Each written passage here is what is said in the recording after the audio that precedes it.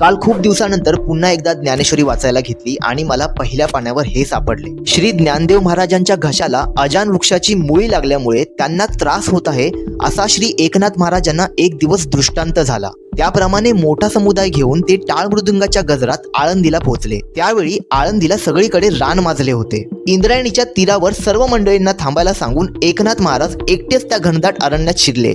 मोठ्या कष्टाने वाट काढीत त्यांनी सिद्धेश्वराचे मंदिर शोधून काढले आणि समाधीचे दार उघडून नाथ आत शिरले. त्यांना ज्ञानदेवांचे प्रत्यक्ष दर्शन झाले. त्यांना नमस्कार करून नाथांनी त्यांच्या घशाजवळ आलेली मुळी दूर केली.